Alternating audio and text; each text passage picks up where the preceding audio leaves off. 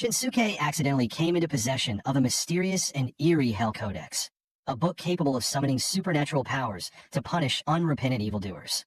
Every anomaly he describes within the Codex transforms into an urban legend, manifesting in reality with terrifying force. However, on the very first day he acquired the Codex, Shinsuke's life was subjected to a cruel 1-month countdown. To prolong his life, he must continually create new anomalies in the book and use them to bring justice to the wicked in reality. In the police interrogation room, a stern female officer was questioning a sly, drunk man reeking of alcohol. This man, notorious for years of domestic violence, repeatedly escaped the law's grasp, treating its punishments as mere inconveniences. When the law failed to deliver justice, Shinsuke resolved to enforce it in his own unique way. Wherever the man's gaze landed, every crack and crevice began sprouting blood-red eyes. These abyssal orbs stared at him relentlessly, piercing his very soul and unraveling his sanity. At last, his mental defenses shattered entirely under the unending torment. He died in excruciating pain, consumed by despair and regret. This was Shinsuke's first urban legend, the gaze from the cracks, a judgment delivered upon the guilty. Through this act, Shinsuke gained a small amount of moral and legend points, extending his lifespan to over 90 days. Yet, at this pace, Shinsuke struggled to efficiently create more impactful urban legends. If he failed to make breakthroughs before time ran out, the Codex would undoubtedly devour him. One day after school, Shinsuke wandered the streets as usual, searching for inspiration. While passing through a narrow alley, he stumbled upon a group of 5 delinquents bullying the timid, bespectacled boy from his class. The boy apologized profusely, yet the fists rained down on his face mercilessly. Unable to bear the sight, Shinsuke intervened, shouting, "5 against 1? Where's your sense of shame?" The blonde leader sneered at the challenge, grabbed a wooden stick, and charged at Shinsuke, ready to teach him a painful lesson. Want to fight? Shinsuke Jin is ready anytime. His gaze was unwavering, full of determination. But the blonde thug's subordinate quickly pulled him back, whispering urgently, "Boss, didn't you hear? A while back, some punks tried to gang up on him, and now a few are still in the hospital, comatose." Upon hearing this, the blonde leader's bravado vanished instantly. He dropped the stick and slunk away with his lackeys in tow. Watching him leave, Shinsuke smirked faintly. This incident sparked a rush of creative inspiration. Bullying incidents were rampant in schools, a recurring evil hidden beneath the guise of peace. To destroy this facade, the victims needed weapons to resist, to shatter the cycle of concealed violence.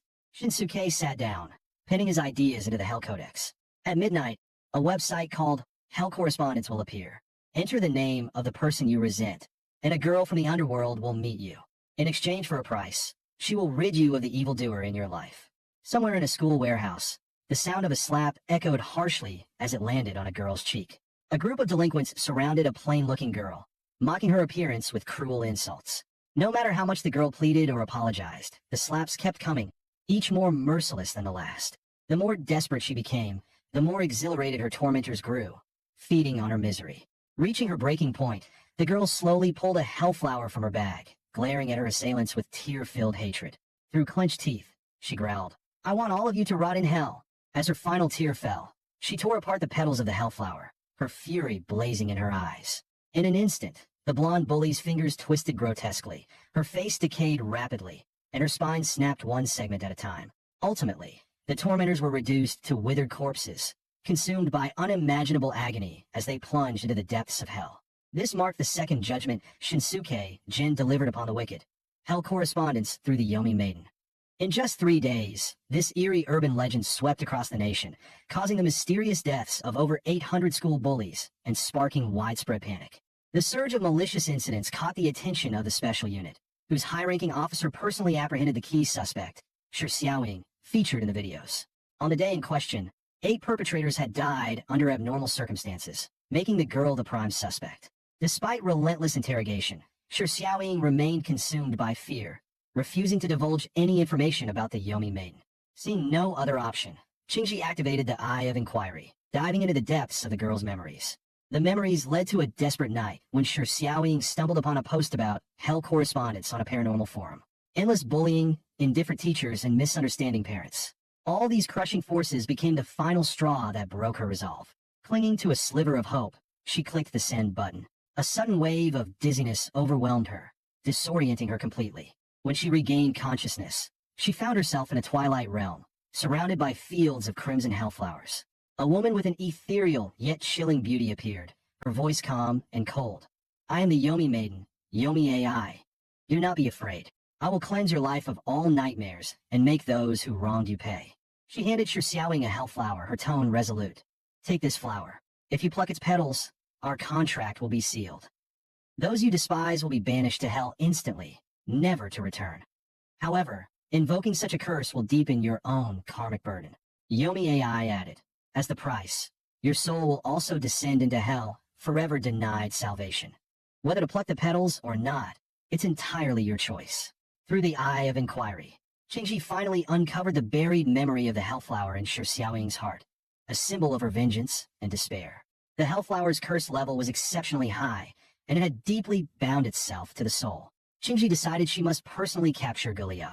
Slowly removing her gloves, she revealed a skeletal hand, the legendary Hand of Theft. This hand could steal anything that theoretically existed, but the price was that the user would randomly lose one of their own organs. A wave of immense spiritual pressure filled the entire room, suffocating and oppressive. Qingji instantly sensed something was terribly wrong. A violent surge of spiritual energy erupted from Gulia's body, like a dam breaking open. The shockwave shattered the office windows instantly, and the spiritual pressure expanded, affecting an area within 100 meters. The commotion quickly caught the attention of Shinsuke Jin, who was nearby. Shinsuke activated the Eye of Inquiry, trying to uncover the source of the disturbance. He soon realized that the spiritual pressure originated from the girl in the office.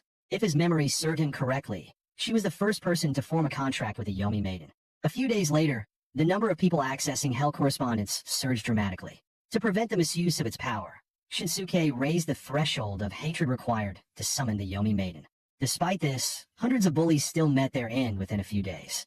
Although the number of vengeful acts was massive, the relatively minor sins of these victims meant the points Shinsuke gained were less than what he had earned from the gaze from the cracks. To increase the impact, Shinsuke decided to enhance his spiritual power. This attempt, however, unleashed excruciating pain inside his body, as if it were being torn apart, nearly causing his physical form to collapse. He ultimately blacked out from the strain. Upon waking up, he leapt lightly in the corridor, only to find himself clearing dozens of steps in a single bound. His sensory and physical abilities had significantly increased. Touching the necklace around his neck, he mused that at this rate, he might truly become an immortal superhuman. From a distance, he saw Qingji and her team trying to lift the curse from Gulia. After failing, they had no choice but to contact the Special Unit Security Division to handle the situation. Shinsuke watched Qingji with great interest, his eyes gleaming with curiosity and a desire to learn more. Gulia trembled slightly as she asked, "What are you planning to do with me?" Qingji gave her a reassuring smile and said, "Don't worry. I'll report it as self-defense. You'll be fine." Her assistant, full of admiration, exclaimed, "As expected of Lady Qingji. Truly impressive." Qingji ignored the compliment, turning away with a calm, yet confident remark, "This matter is settled. Let's go." But just as she took a step, her sharp gaze froze mid-motion. A strange feeling stopped her in her tracks. She could distinctly sense a pair of eyes locked onto her. She quickly turned around, scanning her surroundings, but saw nothing. The hallway was empty, eerily silent. Yet, the sensation of being watched lingered. A pair of unseen eyes seemed to be fixed firmly on her, making it impossible to ignore. Meanwhile, Shinsuke Jin was hiding in the shadows around the corner, holding his breath as he thought, what a terrifying woman. He realized that Qingji not only had sharp instincts, but might also possess some kind of supernatural ability, and her footsteps were drawing closer, her presence growing more oppressive. Just as Shinsuke braced himself, a voice suddenly rang out, clear and direct. "Found you." He looked up sharply, his pupils reflecting a shadowy figure. Cold sweat trickled down his forehead as he anxiously thought, "Have I really been discovered?" Shinsuke turned his head instinctively, only to find himself flanked on both sides by two people. They spoke in a relaxed, playful tone. "Couldn't find you after school, and now you're skipping club activities? We're not letting you go today." Qingji watched the interaction from a distance, shook her head slightly, and decided she was probably just overthinking things. Her phone suddenly rang. Answering calmly, she said, "Understood.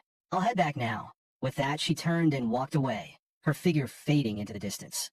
Meanwhile, Shinsuke was dragged to the ghost club by the two, where the bigger one grumbled, "The club needs at least 3 members to stay active. If you keep skipping, the teacher might shut us down." Shinsuke hurriedly explained, "I've been busy writing a paranormal novel lately. That's why I haven't been around." The 2 seasoned bookworms instantly perked up, their eyes lighting up as they said, "Hurry up! Show us your novel." Shinsuke broke into a cold sweat, silently lamenting that he was writing the novel to survive, but these two were clearly taking him seriously.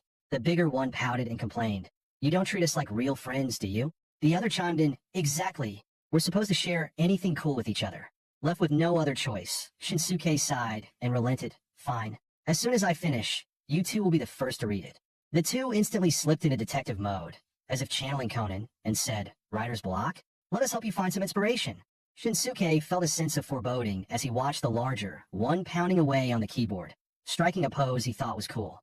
The webpage displayed an introduction to the Yomi Maiden, and Shinsuke let out a sigh of relief, thinking, using my own story to inspire myself? Now, that's something new.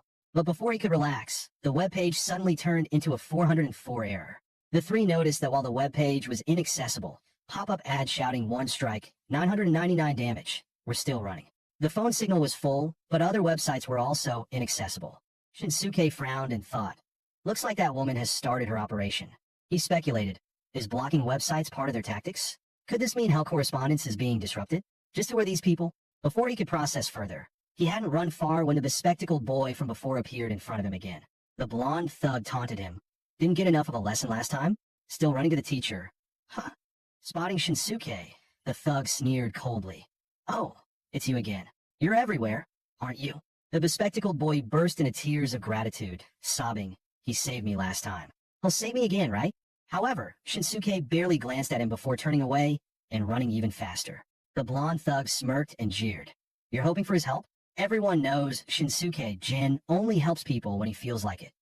The bespectacled boy stood there, fists clenched tightly, his glasses reflecting Shinsuke's retreating figure, filled with deep resentment. Little did he know, Shinsuke himself was facing a life-threatening crisis and had no room to care about anything else. Shinsuke felt the weight of time pressing down on him. He had only 3 months left to live, and the presence of the woman from earlier still seemed to linger nearby. Activating his sensory ability, he scanned the area but found that the two individuals had already vanished without a trace. He thought to himself, if I want to survive, I must uncover the true secrets of Hell correspondence. He realized that the powers those two wielded could pose a severe threat to him, and he needed to determine who they really were.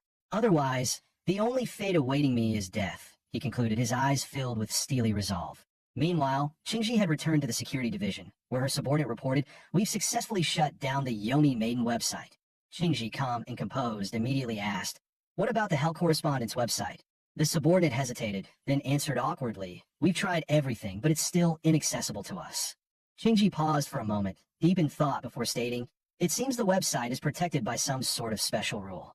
She then decisively waved her hand and ordered, evacuate all personnel immediately and as quickly as possible. Qingji, with a firm gaze, issued the command calmly. Tonight at midnight, we'll attempt to shut down Hell correspondence. Su Jin immediately sprang into action, organizing a swift evacuation of all personnel to keep them clear of potential danger. The Special Division, tasked with handling various supernatural incidents, operated under the leadership of the Security Bureau's top think tank, serving as the core force against paranormal crises. By 11:55 p.m., the once bustling site had fallen silent, with only Qingji and her assistant remaining, standing in the chilly night air as they awaited the stroke of midnight. The assistant asked curiously, Lady Qingji, blocking such a dangerous website, why would you come in person? Qingji paused and replied, how long have you been trained? The assistant answered awkwardly, 3 days. Qingji sighed helplessly and said, they actually sent me a rookie. Looks like all the experienced assistants in the Special Division are nearly dead. She then asked, do you know the difference between ghosts, vengeful spirits, and anomalies?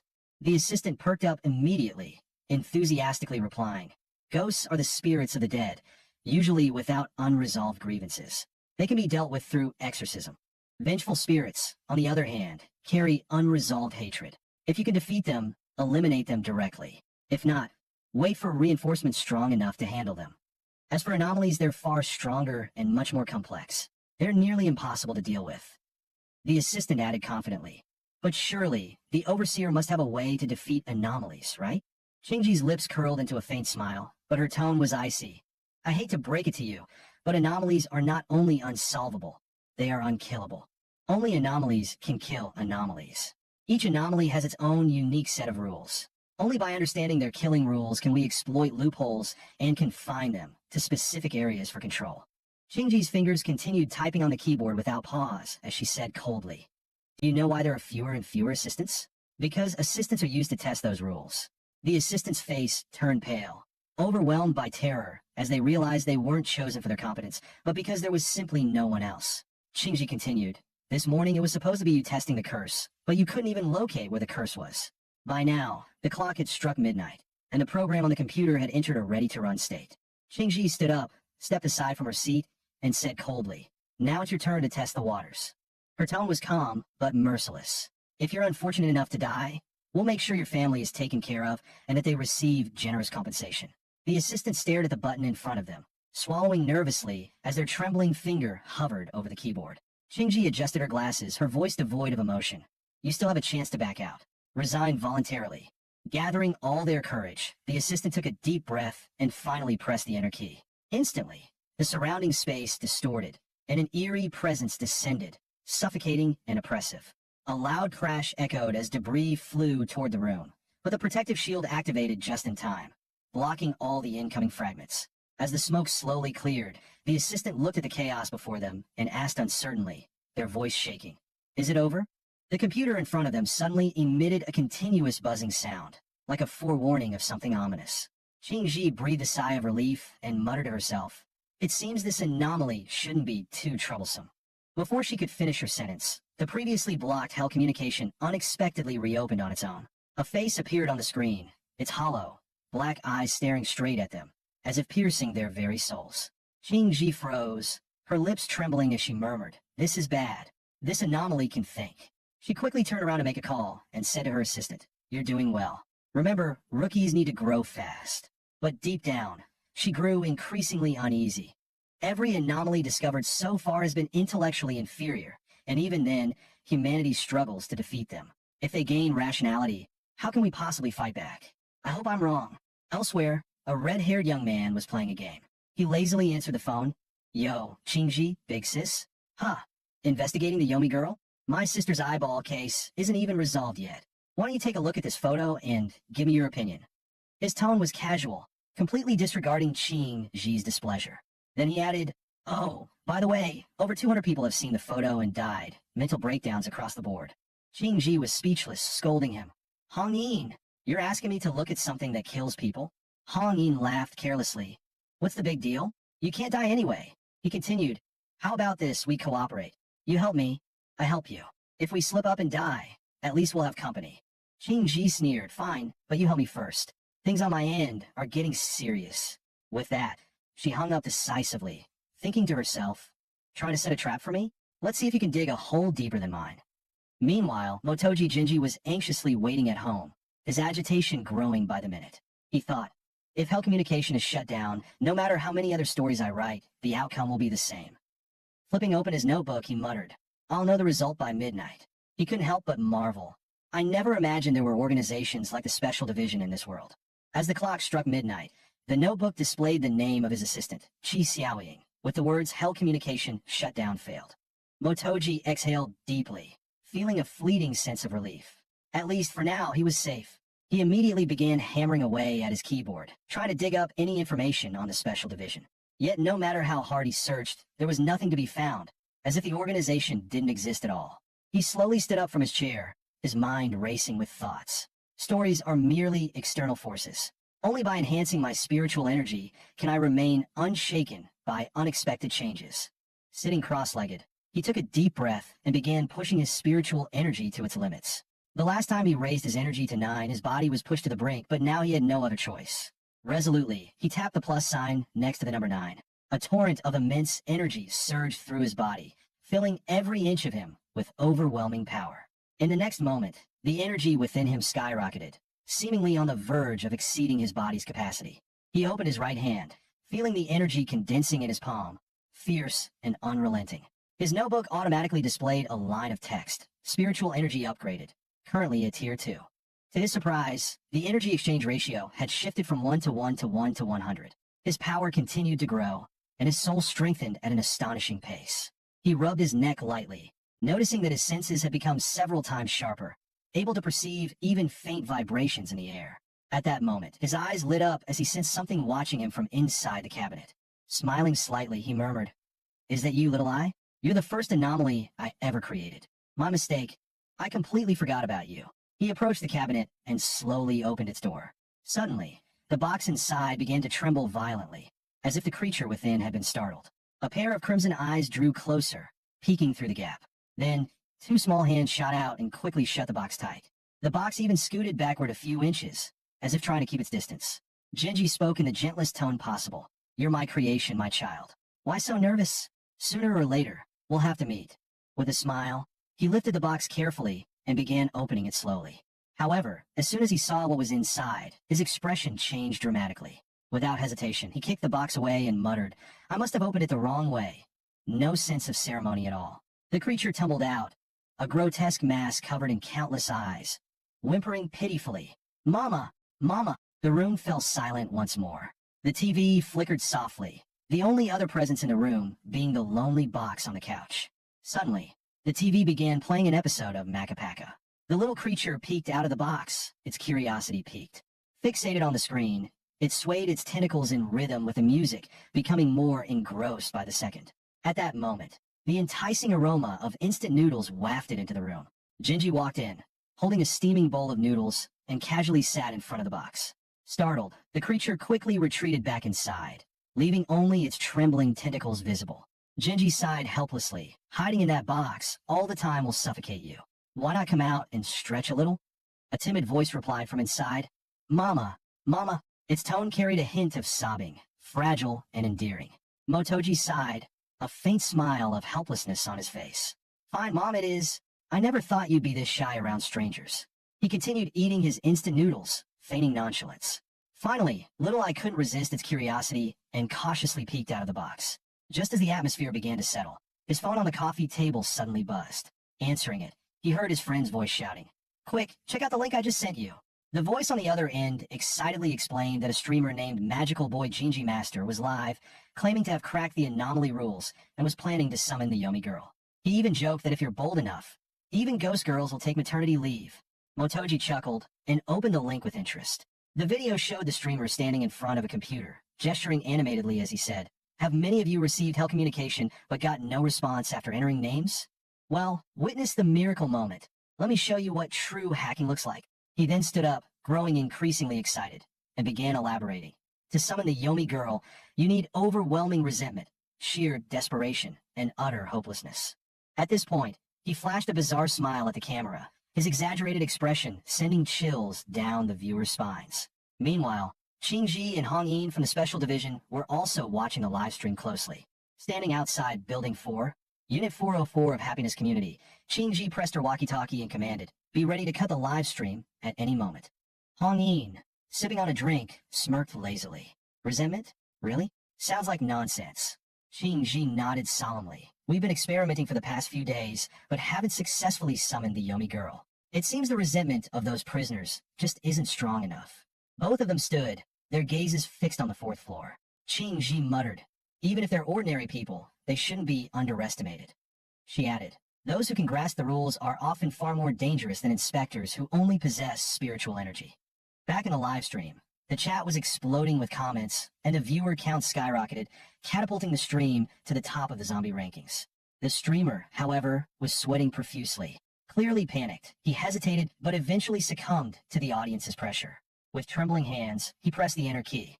To everyone's shock, the previously closed website reappeared, the screen displaying an eerie and unsettling image. The streamer's face turned ashen as he muttered nervously, I was just faking it, showing off. I can't believe it actually worked. He turned around, barely maintaining his composure, and forced a smile at the audience. Hold on, I'll show you the Yomi girl. However, as soon as the words left his mouth, his legs felt as heavy as lead, making every step agonizingly difficult. Internally, he wrestled with himself. Stop the stream? No, I can't. This is a once-in-a-lifetime opportunity. Missing it would be a regret I can't live with. Finally, he closed his eyes and, with trembling fingers, pressed the final button. The screen went black.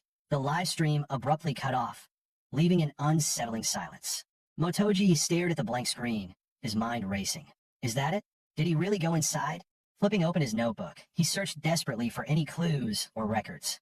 Suddenly, the atmosphere in the room shifted drastically. A sinister red glow engulfed the space, making the air feel heavy and oppressive. Without looking back, he muttered calmly, "Little eye, stop playing around." Yet, the computer screen showed a crimson sea, and behind him, he heard the faint sound of whispers. Then, a pair of feet, marked with red spider lilies, hovered in midair. Motoji felt an icy gaze piercing through him. Turning around slowly, he saw a girl towering above him, her cold eyes staring straight into his soul. He frowned slightly and murmured, "This is a Little Eye. Could it be? You're the Yomi girl?" The girl's voice was chilling, like a winter storm. "Resentment has reached its peak. Enter my Yomi." Motoji couldn't believe his eyes. The Yomi girl was supposed to be a fictional character he had created, yet now she stood before him, breaking the boundaries between imagination and reality. Meanwhile, in a school storage room, the door was being pounded furiously, emitting loud, muffled bangs. Little Eye struggled desperately to escape, but was utterly trapped and powerless. In a panic, he pulled out his phone, the time on the screen frozen at 11:59. With trembling hands, he entered Huang Mao into the Hell communication system. Suddenly, a vivid memory of Huang Mao's menacing expression and harsh voice flashed through his mind. "Answer me. Are you thinking of putting my name in there?" Huang Mao sneered as he struck harder and harder, his tone dripping with mockery and menace. "Go ahead, write it. If you dare write my name, I'll send you to hell right now." Little Eye clenched his teeth, too afraid to resist. But Huang Mao leaned closer, forcing him. "Write Motoji Genji's name instead. He just stood by and watched you get beaten today. Write his name down." Little Eye gripped his phone tightly, his eyes burning with anger. Compared to Huang Mao, I hate Motoji Genji even more. His mind seethed with rage. Why didn't he help me? If it weren't for him, I wouldn't have been beaten today. This is all his fault. Die Motoji Genji. He furiously entered Motoji Genji's name. In Motoji Genji's room, he stared at the Yomi girl in front of him, his voice calm but oppressive. "Are you here to take me to hell?" Memories flooded his mind. To stop school bullying, he had fabricated the legend of the Yomi girl, giving the weak a weapon to fight back. But he never imagined the Yomi girl would become real. And worse, that someone had written his name in Hell communication. Yomi AI slowly closed her eyes, and a red spider lily appeared in her hands, glowing ominously. Her voice was ethereal and cold. "The power I possess was given by you. You exist outside the rules and are not bound by the contract." She continued, "Now, you have two choices. Nullify the contract or send the provocateur to hell." Motoji Genji exhaled deeply, regaining his composure. "Tell me, who wrote my true name?" Yomi AI's voice was steady and deliberate. "Qin Xiaoshan."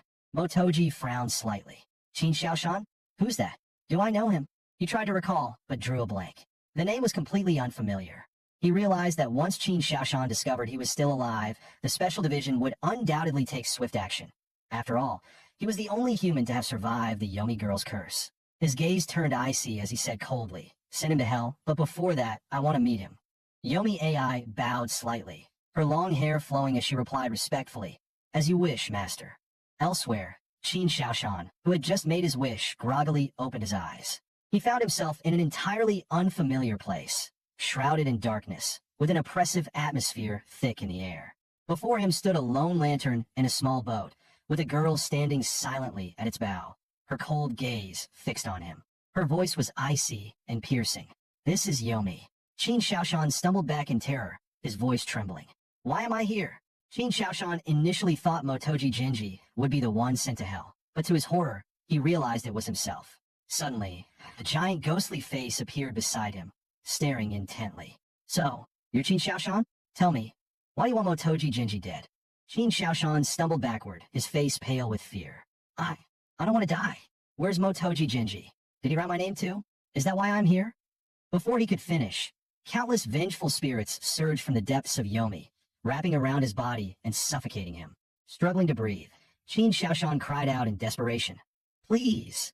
Yomi AI, save me!" Yomi AI suddenly drew closer, her voice cold and sharp as a blade. "Now answer the master's question." Beside her, Motoji Genji channeled his spiritual energy, casually pushing Qin Xiaoshan into midair, leaving him suspended and helpless. Qin Xiaoshan finally broke down, shouting in anger and despair. "Motoji Genji did help me once, but when I was beaten again, he ignored it. If it weren't for him, I wouldn't have been attacked again." Motoji Genji smirked, shaking his head. "I can't believe my name was written into Yomi for such a ridiculous reason." He muttered to himself. "I created the Yomi girl to give the weak a weapon to fight back, but they turned their blades against those who helped them. Such people are pathetic and beyond redemption." He coldly declared, "Those who harm others will eventually harm themselves. This is the law of karma." The vengeful spirits surged forward, pulling Qin Xiaoshan deeper and deeper into the abyss. He screamed, "I was wrong. I was truly wrong. Please, let me go." But in the next moment, his eyes shot open, and he found himself lying in the storage room, lifeless and devoid of vitality. Meanwhile, elsewhere, streamer Jinji had been captured and bound, now detained in the Special Division's interrogation room. Jinji held a spider lily in her hands, examining it carefully. This flower is cold and eerie, but other than that, it doesn't seem particularly special. She turned to Hong Yin and said, "Try using your spiritual energy on it." Hong Yin, unsuspecting, covered the flower with his spiritual energy. Instantly, the spider lily grew scorching hot, forcing him to pull his hand back in pain. "Why don't you try it yourself?" he complained angrily. Jinji adjusted her glasses and sighed. "If I could touch it, it would already be in my hands. I've done my research. Forcing contact with it will kill you." A chill ran down Hong Yin's spine as he exclaimed, "You used me as a test subject." Jinji chuckled softly. "Age brings wisdom. If you want to back out now, it's still not too late." Hong Yin sighed, resigned. "Stop joking. Fine, let's not waste any more time." Meanwhile, Motoji Jinji's notebook suddenly began displaying new text, recording not only the conversation between Hong Yin and Qin Ji, but also Hong Yin's inner thoughts. She seems to be afraid of something. Gently removing his ghost face mask, Motoji thought to himself, "It seems that every member of the Special Division possesses extraordinary abilities. Their existence is clearly meant to counter the anomalies." At that moment, the lantern and bell above him began to sway, emitting crisp, ringing sounds, as if delivering a cryptic message. Yomi AI stood silently behind him, her ethereal voice breaking the quiet. "Master, a new mission has arrived." In the Special Division's interrogation room, a prisoner clenched his fists and roared at Hong Yin, "Murderer! Give me back my daughter!" Qin Ji frowned and asked calmly, "Hong Yin, what's going on here?" Hong Yin stretched lazily, resting his chin on his hand, and replied indifferently, "His daughter died by my hand." His expression darkened as he began recalling the past. It had been a rainy day, and he had just joined the Special Division. He sensed a faint anomaly emanating from the direction of a young girl. He followed her quietly, but soon realized she was already targeted by an anomaly. When the anomaly turned around, it let out a sinister laugh.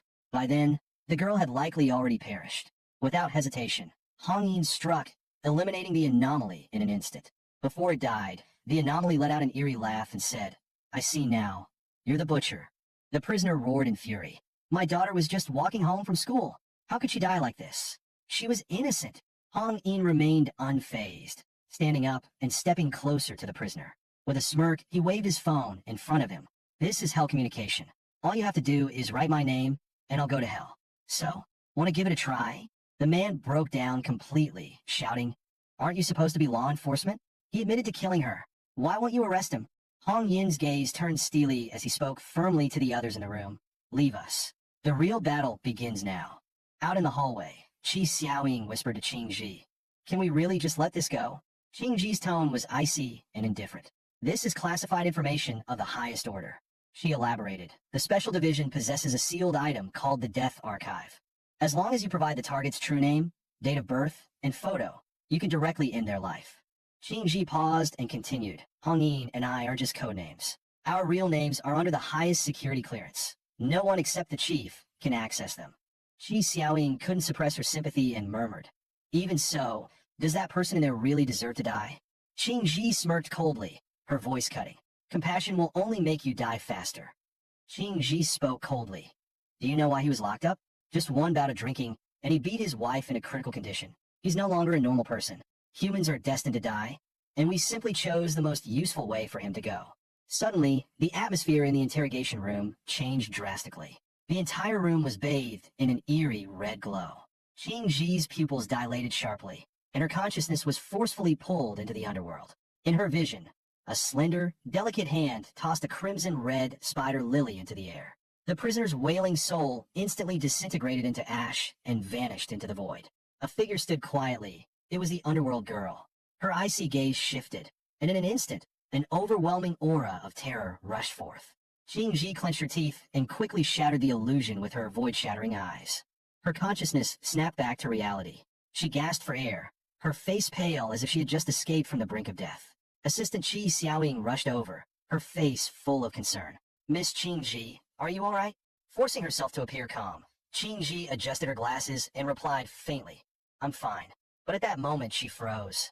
Behind Qi Xiaoying, a shadowy figure appeared, raising a finger to make a promotion gesture. It was the underworld girl from just moments ago. In the next second, the hallway returned to its usual calm, as if nothing had happened. Qing Ji exhaled a sigh of relief, but unease grew in her heart. If the supernatural beings gain intelligence, it will spell disaster for us all. Inside the room, the prisoner had already lost all signs of life. Meanwhile, Hong Yin sat blankly, his eyes void of any focus, as if his soul had been drained. He muttered softly, "Is this hell?" Suddenly, a ghastly face appeared before him. It was the underworld girl, Yuming AI, staring at him coldly. Meanwhile, far away, Yuan Jinshu observed the scene and murmured, "If you're willing to risk everything, I'll grant your wish." He then gave an order. "Xiao AI, begin your mission." Yuming AI nodded slightly. Behind her, countless black threads surged like a tidal wave, carrying an unstoppable force. With a gentle raise of her finger, an oppressive and terrifying aura descended, shaking the very space around them. Under the weight of this pressure, Hong Yin was helplessly dragged into the underworld. His body spiraled uncontrollably as he sank. From the abyss, countless black hands emerged, grabbing his limbs and pulling him deeper into the void. A massive ghostly face materialized, and a chilling voice echoed around him. "Human who dares to trespass into hell, you have arrived." The ghostly face spoke again, its tone colder this time. "Turn back, and you may find salvation. Why persist in your folly and seek destruction?" Hong Yin remained silent, continuing to sink into the darkness, consumed by despair. In the depths of his consciousness, he suddenly found himself back on the small boat. The underworld girl continued to row silently. He couldn't help but look toward the lake, fear flooding his eyes. In the distance, a shadow wearing an ancient mask stood atop the water, emanating an aura of utter despair, like an abyss ready to consume everything. Cold sweat poured down Hong Yin's back as he felt his courage and will completely eroding. Like a marionette on strings, he was utterly powerless to resist. The small boat drifted to the edge of a cliff and then fell into the void. Once again, Hong Yin plummeted into a bottomless abyss, sinking deeper until he reached the lake bed, where the true depths of hell awaited him. In the interrogation room, Hong Yin suddenly opened his eyes, his face weary and beads of cold sweat forming on his forehead. Qing Ji asked, "How was it? Did you discover anything?" Lowering his head, Hong Yin chuckled mockingly. "I realized I'm nothing but a coward. At the end of the Yellow Springs lies the Skullbreaker, and beneath the waterfall is the true hell. At that moment, I lost all my senses, like a wandering soul. If the shadow in reality hadn't pulled me back, I'd be dead by now." His voice trembled as he said, "I was right. The underworld girl is conscious. She's warning us. But how can anomalies possess consciousness? If this is true, how will humanity survive?" Qing Ji coldly interrupted. "Enough. Once anomalies gain intelligence and can unite, it will be the end of the world." With that, she turned and walked out of the interrogation room, thinking to herself, "All of this must be reported to the higher-ups immediately. There's no time to lose." Meanwhile, Yuan Jinshu and Yuming AI were in the Yellow Springs, going through a notebook. Yuming AI asked worriedly, "Is it really okay to let him go back like this?" Yuan Jinshu replied indifferently, "Killing him would bring even more trouble." He flipped open the notebook and saw the description about the Special Division. The Special Division possesses terrifying power and secrets. Their high-level officials and think tank are the key. As the first intelligent anomaly to be discovered, Yuming AI had been classified as top secret, even deemed a disaster-level existence. Yuan Jinshu's gaze lingered on the notebook as he pondered how to fix the loopholes in the underworld girl's rules. These loopholes might be crucial clues for dealing with the Special Division in the future. Elsewhere, on the third underground floor of the Special Division, a figure was walking slowly down a corridor. He held a hefty file in his hand, his steps steady, until he reached room 0 at the end. He pushed the door open and entered. The room was empty except for a table with a paper cup placed on it. The air was thick with a heavy atmosphere, as if the greatest secret of the Special Division was hidden here. The paper cup was called the World Voice Transmitter. After placing documents at both ends, the handwriting would slowly converge under its effect. The man, Kong Ping, the director of the Special Division, asked, "What will happen if God devours the underworld girl?" From the voice transmitter, a voice slowly emerged. "God will become stronger." Kong Ping received the answer through the transmitter, but felt no joy. He understood that God's power should not be easily enhanced. Kong Ping asked a second question. "Tell me, how many intelligent anomalies exist in this world?" The voice transmitter fell silent for a moment before responding, "Very few, very few." After pondering for a long time, Kong Ping finally gave the order. If that's the case, activate the Devour plan. I approve. His decision was projected onto a screen, with 12 think tank members seated below. The burly Tian Yi was the first to stand up in opposition. Clenching his fists, he said passionately, "We all know what God is. If he continues to grow stronger through devouring, what happens if he turns against us? Who could stop him? Why not try communicating with the underworld girl first?" The oldest think tank member scoffed. Communicate? And with what? Even if we managed to talk, would that stop her? He continued, based on the data we've collected, as long as humans experience emotions like joy, anger, sorrow, and fear, resentment will arise, and resentment cannot be stopped. Tian Yi stood firm and declared, perhaps she can control her own rules. After all, she has consciousness. I'm willing to try communicating with her. His statement drew countless stares, including one from the eldest member, known as Mr. Elephant. Tian Yi lowered his head. Even as a think tank member, he couldn't help feeling powerless. The elder sighed and said, the think tank needs people like you. But you must remember, our lives are intertwined. Losing one could mean losing everything. Walking up to Tian Yi, the elder spoke earnestly. You must understand what it means for an anomaly to possess intelligence. Pausing, he added, however, if God fails to eliminate the underworld girl, I'll consider your proposal. Tian Yi lifted his head slightly, hope flickering in his eyes, as the elder continued. The Devour plan will not fail. After all, this is God we're talking about. His gaze turned sharp. So far, no one, be it humans, inspectors, or other anomalies, has survived. Everyone who stood in the way perished. He concluded gravely, God is the most unstoppable anomaly in this world. One God is enough to destroy everything. Of course, I'd rather there be something that could restrain him. Meanwhile, back at the school, Yuan Jinshi and his companions were stunned by what they saw. The usually deserted ghost club was now packed with people, with a line stretching outside. Suddenly, someone shouted, the club members are here. All eyes turned to the doorway. A crowd rushed toward them, shouting, President Yuan, do you know how we can see ghosts? The chubby boy beside him huffed indignantly. What, President Yuan? I'm the president. Yuan Jinshi, running at the front, sneered. What do you know? I've even been to hell. A few minutes later, the three finally managed to shake off the crowd, panting heavily. Only Yuan Jinshi remained unfazed, casually saying, you guys need more exercise. Is that all you got? At that moment, a girl suddenly stepped in front of them. She tucked her hair behind her ear and smiled, asking, excuse me, has my club application been approved? She added, oh, and my best friend also wants to join, but she hasn't submitted her application yet. The two immediately agreed, and even exchanged WeChat contacts with her for easier communication.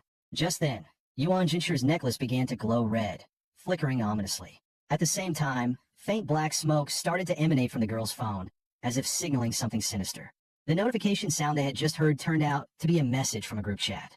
The girl excitedly introduced a trending game to everyone, called Your Turn. She explained, the game rules are simple. Everyone in the group receives a random number and shares their story in sequence. Among the numbers, one triggers a jackpot that leads to unexpected results. Later that evening, Yuan Jinshi returned home, greeted by his pet Little Eyes, which was eagerly pushing a box toward him. Yuan Jinshi opened his notebook and carefully recorded the strange glowing of the necklace from earlier in the day. Shortly after, a line of text appeared. Curiosity killed the cat. However, as a level 2 sharp tier wielder with 2 powerful anomalies, he wasn't particularly concerned. Suddenly his phone rang. The caller was the girl he had met earlier, once again bringing up the game from that day. He frowned, just about to refuse, when Little Eyes suddenly leaped onto his back, spreading its paws wide to hug him, while repeatedly shouting, Mama! Mama! The little creature, bored from staying home all day, eagerly sought attention from its returning master. Yuan Jinshi sighed and said with a smile, all right, I'll play with you in a bit. Little Eyes immediately pouted, clearly upset, and jumped on him again, shouting even louder, Mama! Mama! It placed its tiny paws over Yuan Jinshi's eyes and whispered softly, surprise! With that, Little Eyes steeled its expression and began to climb toward the coffee table. Its tiny body emitted comical huff sounds with each movement, drawing an amused grin from Yuan Jinshi. At last, it clambered onto the coffee table and turned back, its voice full of pride as it exclaimed, Mama, look! Suddenly, Little Eyes' entire body pulsed with spiritual energy, and a small, adorable one-eyed figure materialized before Yuan Jinshi, exuding a charming innocence. Overjoyed, Yuan Jinshi scooped up Little Eyes in his arms and exclaimed, You've evolved! The ugly duckling has finally blossomed. Now you're an adorable little baby! However, Yuan Jinshi failed to notice the faint red glow flashing across his phone screen again.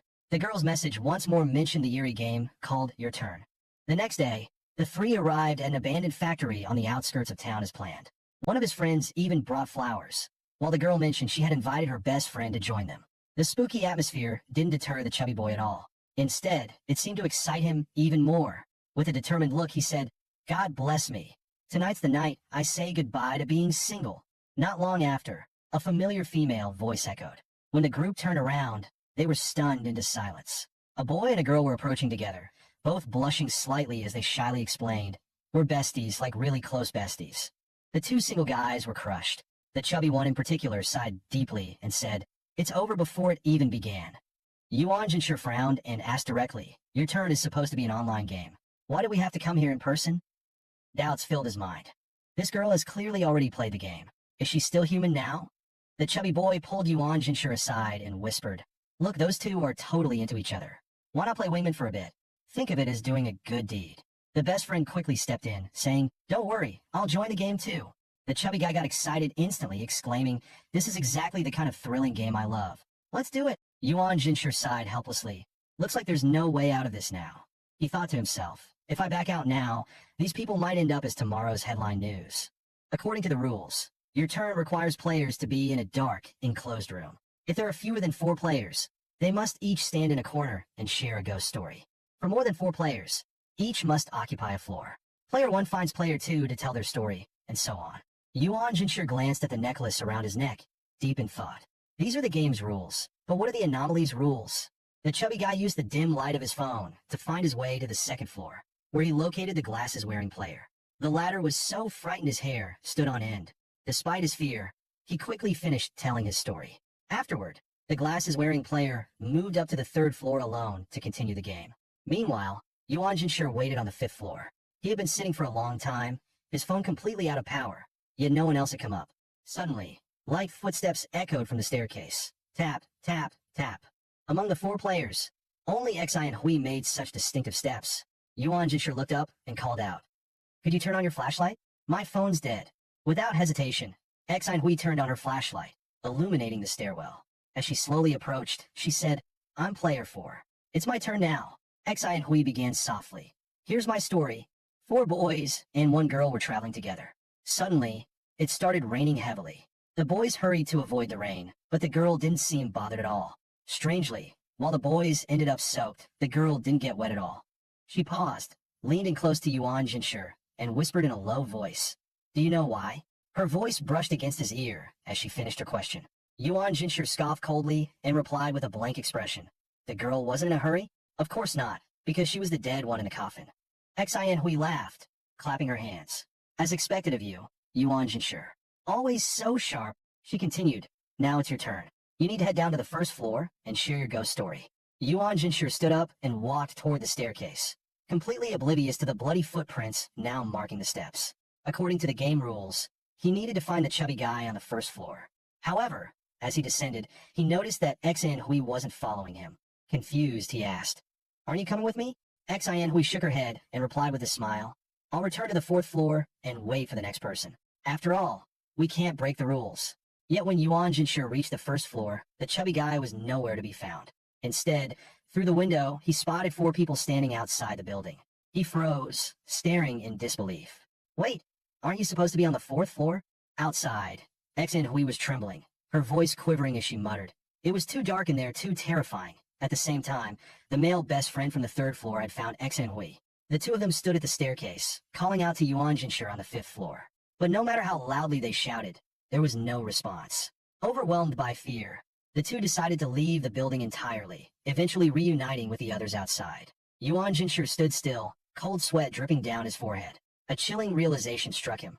He had never actually been on the 5th floor. Suddenly, the silence was shattered by the sharp caw of a crow perched on a power pole. Yuan Jinsher suddenly let out a chuckle and waved dismissively, saying, "Relax, it was just a joke. Do you really need to be this scared? With guts like yours, how do you even play horror games?" The group immediately erupted in complaints, criticizing his bad sense of humor. However, Yuan Jinsher's gaze remained fixed on Xi and Hui, never once shifting away. He suddenly suggested, "How about we all stay over tonight and play games together?" Half-jokingly, he added, "In all those shows, the main characters always get into trouble when they split up." Hui quickly clung to her best friend's arm and said urgently, "No need, no need." She then turned to her male best friend and smiled. "Could you take me home? My cat can do backflips." The male best friend's face turned beet red as he stammered. "Forget backflips. I'd go even if your tap water did tricks." The two left the scene together without delay. Yuan Jinshi's expression grew increasingly grim, his eyes coldly following their retreating figures. He muttered under his breath, "I saw Hui on the 5th floor, so who? Or what? Was the Hui on the 5th floor?" Suddenly, he felt a bone-chilling coldness, as though an unseen presence was watching him. Whipping around, he shouted, "I'm going back to check." His two friends hurried after him, shouting, "What are you doing? Didn't we agree to play games tonight?" The chubby one chimed in, "Yuan Jinshi, this place is a condemned building." But Yuan Jinshi kept running, sweat streaming down his face. He muttered to himself, "Just the three of us? Then who are Xi and Hui and her male best friend?" The pendant on his chest began to emit an eerie red glow, as if responding to his mounting doubts. He gritted his teeth, his resolve hardening. Maybe they're not even human. Despite this thought, his legs carried him faster and faster, as though fleeing from something unseen. Meanwhile, Qingji from the Special Division was holding a photograph, her gaze icy as she examined it. She asked coldly, "How should we deal with the underworld girl?" Honging took the photo, pondering for a moment before replying, "For now, Yuming AI is under control. We plan to use the power of God, but we must find a way to limit it. God's strength cannot be allowed to grow unchecked." Qingji nodded and said calmly, "Right now, we need to use every means possible to erase the underworld girl's existence from people's minds. Time can dilute everything. If no one remembers her, it's as good as erasing her." Honging frowned in doubt and asked, "But as long as people keep dying, won't someone always know she exists?" Qingji chuckled lightly, the corners of her lips curling into a mocking smirk. "Then let's stir the pot with some juicy gossip. If we give the crowd enough shocking material, who would care about the existence of one more or one less underworld maiden in this world?" Before her words fully landed, the two of them quickly arrived at a small residence. Without hesitation, they restrained a man tightly, tying him to a chair, leaving him no room to move. Their eyes turned icy as they began to interrogate him, their voices sharp and cutting, demanding to know the origin of the photos, as if determined to pry the truth from his lips. Trembling all over, the man stuttered, his voice shaky. "I work at the theater. That day, I heard strange noises coming from inside a cabinet." Swallowing nervously, he continued with great difficulty. "When I opened it, I saw a monster, a creature with mismatched eyes." Before he could finish, his face turned as pale as a sheet, and he lowered his head, seemingly too frightened to recall any further details. Meanwhile, Yuan Jinshi had already stepped into a dilapidated, crumbling building.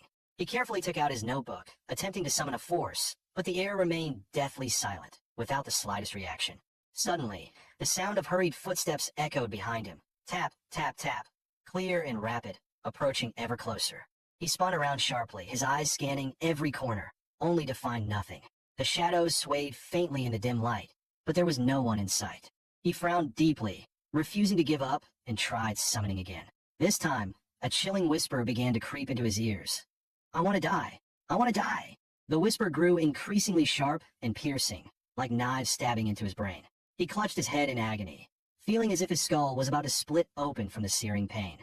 Fragments of memories surged into his mind like a relentless tide, vague, unsettling, and tearing through the depths of his consciousness as if uncovering buried secrets. When he slowly regained consciousness, his thoughts were still a jumbled mess. Looking around in confusion, he muttered to himself, "How did I end up here?" Outside the crumbling building, Hong Ying and Qingji stood in the pouring rain, their faces filled with equal confusion. It was as if an unseen force had drawn them there. They reached out as if trying to stop something, but eventually withdrew their hands weakly, murmuring, "Why are we here? Who was calling us just now?" Elsewhere, rain poured down heavily, each droplet tapping insistently against the window panes. A woman sat alone at home, her face filled with impatience as she heard a knock at the door.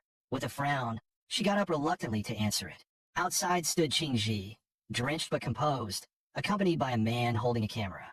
Qingji's expression was stern, her voice cold as ice as she said, "You're Xiaomei, aren't you?" "I'm Qingji from the Special Division." Before the woman could reply, Qingji walked straight into the house, her cold gaze sweeping across the room with an imposing presence that was impossible to ignore. The woman was visibly startled, nervously wringing her hands as she stammered, I haven't taken any jobs in a long time." Qingji cut her off bluntly, her tone icy and commanding. "We don't care about that. We're here for your son." The woman forced a faint smile, trying to mask her growing unease. I don't have a son. You must have made a mistake. Before she could finish her sentence, her eyes fell on a photo on the table. Her smile froze, and her face turned pale as fear flashed across her eyes. The child in the photo looked all too familiar. Her hands trembled slightly before she finally lowered her head. Her voice choked as she admitted, he died 2.5 months ago. Xingji's expression remained cold and detached. Her voice was icy, each word sharp and deliberate. Who killed him? The woman broke down instantly, tears streaming down her face as her sobs echoed through the night rain. Between sobs, she stammered, how could I kill him? He was always scared, hiding in the wardrobe, crying, so I changed jobs to make him feel safe. But when I came back, I found him. He had starved to death. Xingji interrupted her mercilessly, her tone unyielding. Where is the body? The rain poured down relentlessly, soaking everyone to the bone. Even Hong Ying, usually the one with a carefree smile, stood silently, unable to utter a word. In a small, rain-drenched pit, a tiny hand was exposed, heavily decomposed. It was the hand of a 5-year-old child, pale and fragile. Hong Ying muttered softly, her voice heavy with emotion. His mother, was her remorse genuine? Xingji sneered coldly, her voice filled with disdain. Remorse? The child's body was covered in scars. She deliberately starved him to death. She added with a sharp tone, when I showed her the photo earlier, I made sure to include the eyeball photo too. Her days ahead won't be easy. Hong Ying sighed deeply, her voice laced with sorrow. That poor child suffered so much abuse. People like this, these abusers, they don't deserve to be parents. Maybe we should spread the word, let the world know about their crimes. Inside the crumbling building, Yuan Jinsher continued climbing the stairs, muttering under his breath, I want to die. I want to die. Suddenly, the necklace in his hand emitted a dazzling red light. His eyes cleared instantly, as though he had been pulled back from the brink of despair. He spun around abruptly, throwing a powerful punch at the shadow behind him. His fist tore through the air with unstoppable force. Without hesitation, he dashed downstairs, shouting, Xiao AI, Xiao Yi. But the only response was an eerie, suffocating silence. Suddenly, his body froze in place, paralyzed as if nailed to the ground. Around him, a sinister rustling sound grew louder, and behind him, the number of handprints continued to multiply. The woman forced a faint smile, trying to mask her growing unease. I don't have a son. You must have made a mistake. Before she could finish her sentence, her eyes fell on a photo on the table. Her smile froze, and her face turned pale as fear flashed across her eyes. The child in the photo looked all too familiar. Her hands trembled slightly before she finally lowered her head. Her voice choked as she admitted, he died 2.5 months ago. Xingji's expression remained cold and detached. Her voice was icy, each word sharp and deliberate. Who killed him? The woman broke down instantly, tears streaming down her face as her sobs echoed through the night rain. Between sobs, she stammered, how could I kill him? He was always scared, hiding in the wardrobe, crying, so I changed jobs to make him feel safe. But when I came back, I found him. He had starved to death. Xingji interrupted her mercilessly, her tone unyielding. Where is the body? The rain poured down relentlessly, soaking everyone to the bone. Even Hong Ying, usually the one with a carefree smile, stood silently, unable to utter a word. In a small, rain-drenched pit, a tiny hand was exposed, heavily decomposed. It was the hand of a 5-year-old child, pale and fragile. Hong Ying muttered softly, her voice heavy with emotion. His mother, was her remorse genuine? Xingji sneered coldly, her voice filled with disdain. Remorse? The child's body was covered in scars. She deliberately starved him to death. She added with a sharp tone, when I showed her the photo earlier, I made sure to include the eyeball photo too. Her days ahead won't be easy. Hong Ying sighed deeply, her voice laced with sorrow. That poor child suffered so much abuse. People like this, these abusers, they don't deserve to be parents. Maybe we should spread the word, let the world know about their crimes. Inside the crumbling building, Yuan Jinsher continued climbing the stairs, muttering under his breath. I want to die. I want to die. Suddenly, the necklace in his hand emitted a dazzling red light. His eyes cleared instantly, as though he had been pulled back from the brink of despair. He spun around abruptly, throwing a powerful punch at the shadow behind him. His fist tore through the air with unstoppable force. Without hesitation, he dashed downstairs, shouting, Xiao AI, Xiao Yi. But the only response was an eerie, suffocating silence. Suddenly, his body froze in place, paralyzed as if nailed to the ground. Around him, a sinister rustling sound grew louder, and behind him, the number of handprints continued to multiply. She bit her nails, her brows furrowed deeply as she hesitated for a long time, lost in thought. Finally, she pulled a coin from her pocket, flicked it with her fingers, and tossed it into the air. The moment the coin hit the ground, Yuan Jinshi's eyes flew open, filled with shock and confusion. He suddenly realized he was back at home, the familiar surroundings making him feel as though he had awoken from a distant dream. The memory of death surged through him, twisting his stomach violently. He doubled over, dry heaving before managing to compose himself. Standing before the mirror, Yuan Jinshi stared at his reflection dazed. In his memory, he had entered the building alone and ended up taking his own life. However, the voices in the building had called him number 5, which meant there were at least 4 others. Yet no matter how hard he tried, he couldn't recall who those people were. Throughout the entire ordeal, the entities he had created, Xiao Yin and Xiao AI, seemed to have encountered various issues, making it impossible for them to appear. He pulled out his notebook, flipping through its pages, and noticed that his lifespan, originally marked as 96 days, had decreased to 95. Today, it seemed, was the day he had just died once. As expected, a new line of text appeared on the notebook. Resurrection function successfully activated. Each death will directly consume 1 day of lifespan, born anew through death. The next day after school, Yuan Jinshi went to the Ghost Club, just as he always did. It had become a habitual place of solace for him.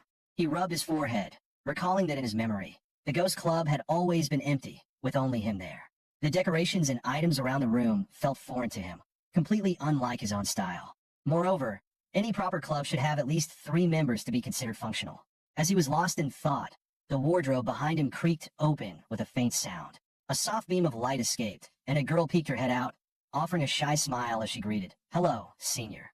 Yuan Jinshi frowned slightly, immediately sensing a faint but distinct spiritual energy emanating from the girl. The girl swallowed nervously, seemingly gathering her courage before speaking. "My name is Chihane Shiro, and I want to join the Ghost Club." Yuan Jinshi stuffed his hands into his pockets, his face remaining cold and expressionless as he replied, "A club that's on the verge of disbanding. What's the point of joining?" Chihane didn't seem deterred by his attitude. Instead, she pulled out a thick notebook from her bag and said hesitantly, 5. There were 5 people. Her voice quivered slightly as she explained that she had witnessed 5 people, including Yuan Jinshi, entering that ominous building together. She admitted to having a habit of keeping a detailed journal, and she had recorded everything that happened that day. Hearing her words, Yuan Jinshi's pupils constricted sharply, as if struck by lightning. His mind was thrown into turmoil. On April 18th, 2020, she waited outside the Ghost Society all night. The 5 people who entered never came out, and her instincts told her that something terrifying lurked inside. Yet the prophecy clearly stated that the Ghost Society was the safest place in the world. Still doubtful, she flipped a coin again and, following the guidance of fate, walked toward the Ghost Society. In Genji's pupils, the figures of 5 people slowly emerged, their appearances becoming vivid. Then he suddenly remembered. The fat guy, the one with glasses, Xin Hui, her male best friend, and himself. They were all dead, and it seemed their bodies had been torn apart. Just as he was about to flip further into the notebook, Chiba snatched it back quickly. Blushing, she stammered, "The rest isn't worth reading unless you pay extra." Genji looked at Chiba, then handed her a Ghost Society application form and said, "We're still 1 person short to save the club. I'm leaving the recruitment mission to you." Chiba immediately bowed at a perfect 90-degree angle, then hopped away while humming a tune. Genji pulled out his necklace and sensed that Chiba spiritual energy was awakening, posing no immediate danger. With that reassurance, he turned his attention to a more pressing matter, dealing with the fake number 4 anomaly. Walking away, Chiba removed her glasses and murmured, "The prophecy says this world is dangerous.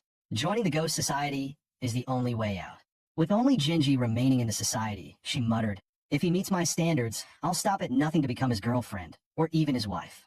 After parting ways with Chiba, Genji's brows furrowed. He had called out to Xiao AI and Xiao Yi countless times before his death, but there was no response. If not for his life-death awakening, the consequences would have been disastrous. He opened his notebook and fiercely pressed on the word spiritual power, resolving that strength was the ultimate solution. Suddenly, a sound like chains breaking echoed from within him. As his spiritual energy broke through to the 3rd level, he also sensed the existence of his soul. Extending one hand, he pulled objects from up to 10 meters away, and his 5 senses sharpened more than twice over. Though limited to a 10-meter range, he could now hear even the faint sound of a fly rubbing its legs, a level of detail that seemed almost supernatural. New text appeared in the notebook. New ability unlocked. You can use your self-created anomaly powers at the cost of 100 legend points per second or an unknown price for forced activation. Stroking his chin, he mused. What if I write a legend about reviving the dead? Wouldn't that create an infinite loop? Acting on the thought, he immediately wrote in the notebook, but the next second, it displayed insufficient legend points. As expected, it was still too much to ask. Based on his memory of yesterday, he deduced the order of their deaths. Hui and her male friend vanished first, followed by himself, and lastly, his two close friends. He realized that every anomaly has its own set of killing rules. Decoding them would be the key to survival. Although he was number 5, he was the third to die. The death sequence clearly didn't follow the numbering, revealing an even more complex hidden pattern.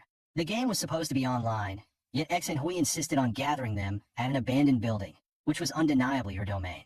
This urban legend only required online participation, but the anomaly went to great lengths to lure them into the building. Could it have sensed his spiritual power? That evening, as he returned home, Xiaoyan rushed toward him like an overexcited child, affectionately calling out, "Mommy." Genji took out his phone and confirmed that the group chat from the previous night had indeed been disbanded, leaving no trace behind.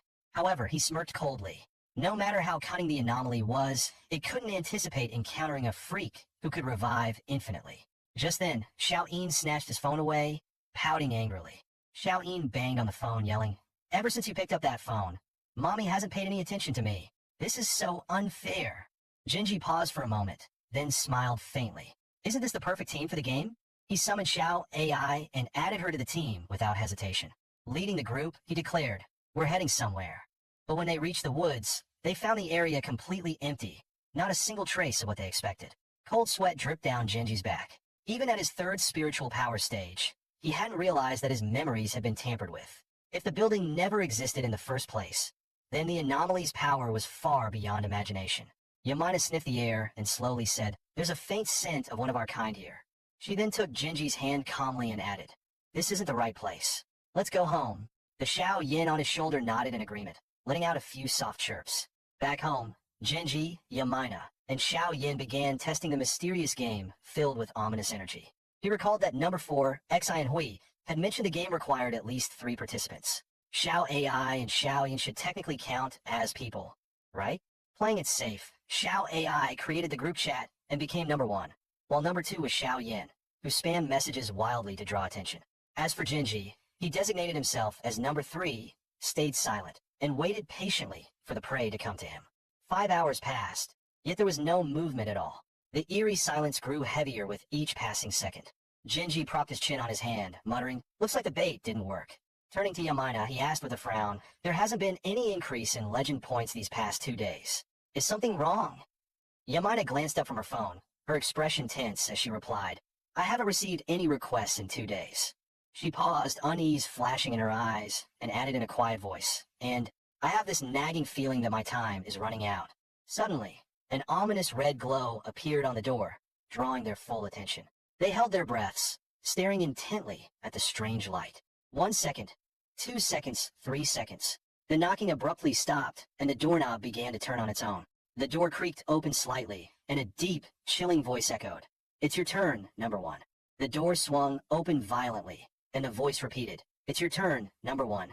Yamina stood up coldly, her hair moving unnaturally as if stirred by an invisible wind. She responded icily, "I assume you mean me."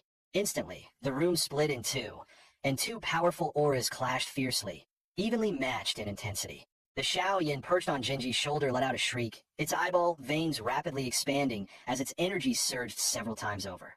Meanwhile, Yamina, with her back to Genji, had blood trickling from the corner of her eye. The tension in the room reached its peak. Suddenly, a crisp ringing sound broke the atmosphere as the soul-summoning bell floated into the air, quelling the chaotic energy. Yamina spoke with measured calmness. "Master, he's weaker than me, but under his murder rule, the gap between us has been neutralized. If I knew his name, I could kill him." Genji's gaze turned sharp as he replied, "Unfortunately, I don't know his name." No sooner had he spoken than the eyes in the darkness shifted to Xiao Yin. A low voice followed, "It's your turn, number 2. Xiao Yin narrowed its eyes, smirking coldly. "What's this? Think I'm an easy target?" Then it roared furiously. "Even patience has its limits." Leaping into the air, Xiao Yan's hands extended infinitely, reaching for the source of the eerie power. It grabbed the black thread suspended in the air and yanked them with all its strength. The anomaly retaliated wildly, its countless black threads lashing out in a frenzy. Xiao Yin was struck repeatedly, tears streaming down its face, yet it refused to let go of the threads. Xiao Yin didn't back down, shouting, "More hands than me? I'm your ancestor." In an instant, countless tiny hands appeared, covering the entire space. Amid the chaotic pulling and tearing, the central eye transformed into a jagged mouth and swallowed Xiao Yin whole. Genji stared, dumbfounded, and blurted, "When you can't win, you just eat them?" After being swallowed, Xiao Yin fought back from within, slowly regaining its form. Its face turned red before letting out a loud, satisfied burp. The notebook flipped open on its own, revealing the text, "Wild anomaly successfully contained." A new prompt followed. "Your turn." It began calculating the transfer of legend and morality points. The pages flipped rapidly, stopping at page 18. The entries detailed the lives of those who had been killed, including Glasses, Fatty, and Xiao Bingbing. Finally, legend points increased by 180,000, and morality points by 17,000. Suddenly, there was a knock on the door, followed by a clear voice from outside. "Hello, is anyone there?" Genji frowned and cautiously approached the door, thinking to himself, "It's 2 a.m. Could this be another anomaly?" He called out, "Who are you?" Looking through the peephole, he saw a scruffy-looking man standing outside. The man introduced himself as a new neighbor named Komatsu. He explained that he heard loud noises and came over to check. Their conversation seemed perfectly normal, with no apparent signs of anything suspicious. Komatsu scratched his head and held out a bag, saying warmly, "This is a specialty from my hometown. Please accept it and give it a try." His smile was genuine and sincere, not at all like someone looking to cause trouble. His gesture of bringing a gift even made Genji feel a bit embarrassed. After Komatsu left, Genji casually set the bag aside, yawning as he said to Yamaina and Xiao Yin, "You guys can have it."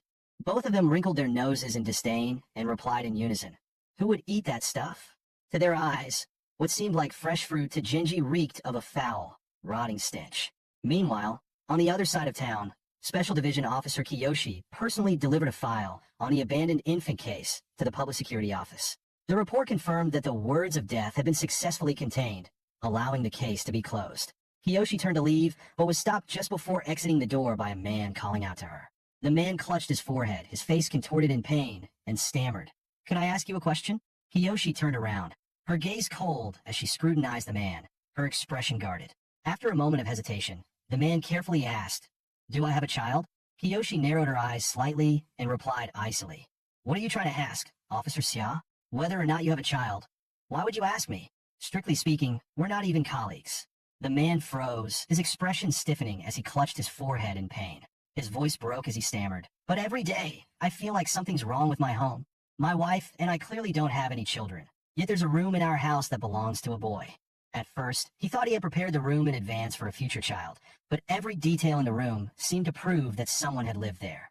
Moreover, the person appeared to be around 16 or 17 years old, loved snacks, and was slightly chubby. Yet no matter how hard he tried, he couldn't recall what this person looked like. He muttered softly, He must be my child, right?" That child was actually Genji's close friend, Xiao Bingbing. Even with his memories altered, the father's love etched the details of that room indelibly in his heart. The next morning, as he left home like usual, he suddenly received a message. It was from Chiba Bai, a short but alarming warning. "There's danger at Minghu Apartments." That happened to be the complex where Genji lived. While walking in the residential complex, someone suddenly blocked his path. "Genji, right?" It was Sakura Chi from the Public Security Division, her tone firm and commanding. Genji's pupils slightly contracted, a flicker of caution crossing his face. Standing beside Sakura were none other than Kiyoshi and Hong Ying, names he had seen in the notebook. Striving to maintain composure, he asked calmly, "What's this about?" Hong Ying spoke first, blunt and direct. "Your friend Xiao Bingbing has disappeared." Kiyoshi followed, her voice cold and cutting. "Tell us, how did he die?" Genji shifted his foot slightly and replied, "Let's go to my place." Before he could finish, Sakura blocked his way again, and Kiyoshi added icily, "No need. Here's just fine, and no one's eavesdropping." The wind rustled faintly, and the lively sounds of the area seemed to vanish abruptly, leaving an unnerving silence hanging in the air. Genji's tone turned frosty. "My house. Otherwise, you won't get a word from me. Oh, and make sure to excuse me from school." With that, he shoved his hands into his pockets and strode purposefully toward the school gates. Hong Ying flared with anger, ready to make a move, but an assistant held him back, while Kiyoshi gestured for him to remain calm. Kiyoshi followed, scrutinizing Genji's every move while pondering. This kid is no ordinary student. Despite our intimidating presence, he wasn't fazed in the slightest. Instead, he took control of the situation, turning the tables on us. Along the way, Kiyoshi continued observing Genji, growing more impressed. A third-tier spiritual power wielder at his age, he was nothing short of a prodigy. When they arrived at the apartment, the elevator coincidentally opened on the first floor, waiting for them to step in. Genji made a gesture of invitation and said coolly, "Welcome. My place is upstairs." Once inside the living room, he leaned back on the sofa casually and said, "Now can we talk? Why is the special division looking for me?" His words caused the three from the special division to freeze momentarily, their expressions shifting slightly. They had only mentioned the public security office, yet Genji had accurately identified them as being from the special division. Genji's serious demeanor faded instantly, replaced by a mocking smirk. "Brains are a great thing. Too bad you don't seem to use yours." Hong Ying's face turned crimson with anger as the cup in his hand shattered with a crisp snap. Genji remained calm and continued. "With so many anomalies in the world, there must be special organizations among humans to counter them, right?" Picking up a cup, he added nonchalantly, "But just so you know, the tea today isn't cheap. It's 1,000 per cup. Will you be paying by QR code or cash?" Unable to contain himself, Hong Ying slammed the table and roared. 1,000? Are you robbing us? I swear I'm going to beat you senseless today." Kiyoshi cleared her throat softly, raising a hand to stop Hong Ying, and said calmly, "All right, we'll reimburse you for the tea, but there's something we need to clarify." She paused briefly, her tone steady as she continued. "We can't destroy anomalies. All we can do is contain them." Turning to Genji, her gaze grew sharper. "Even though you're at the third stage of spiritual power, you must still tread carefully around anomalies, or you might lose your life at any moment." Taking a step closer, she lowered her voice and asked, "Now tell me, did you and Xia Bingbing encounter something unusual? For instance, an eyeball?" Hi everyone, you are watching AX Manhwa Recap. If you want to know the name of this manhwa, you can see here. And also, if you want to see more this kind of manhwa, you can type here.